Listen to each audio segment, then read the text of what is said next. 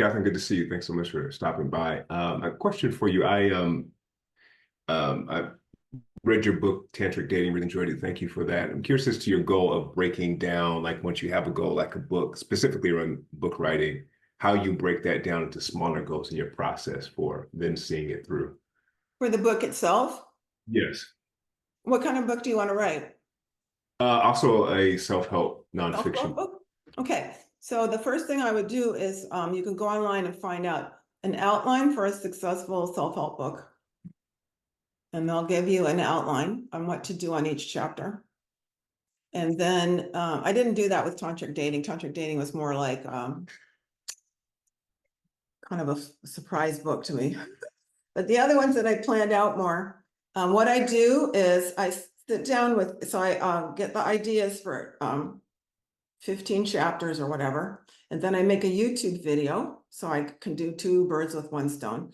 And I just talk about that subject because actually it's easier for me to talk than to write something. So I talk about that chapter, I make a little video, and then I can upload it up to my channel. And then I send that off to somebody on Fiverr to what's the word? Transcribe. They transcribe it and they send me back this really rough transcription. And then that has to be really worked. You can't just, it's not going to be ready to be published, but then I just really work on turning that into a chapter. So those little books that I wrote, this is not the way to write a longer book, but those little books I wrote, each one of them is a standalone piece.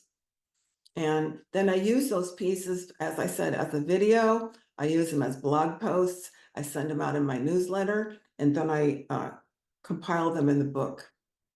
That's worked really well for me because you're doing four things. You're using that marketing piece in four ways.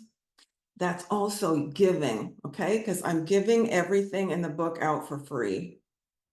And that has, I believe, really helped my sales because people can read they can't read the whole book, but if they wanted to sit down and read these 15 blog posts, they could get the content of that book for free. I send them out in my newsletter for free.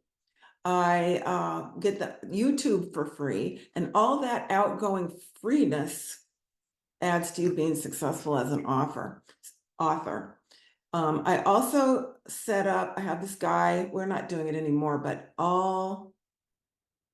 the first 4 books I wrote, we met twice a week at the library and we wrote for 2 hours. We just didn't talk, we just wrote together for 2 hours. And all of my first 4 or 5 books were written sitting twice a week for 2 hours. It's very hard for me to get myself to sit and write by myself. I'm getting better at it now, but I couldn't do it before.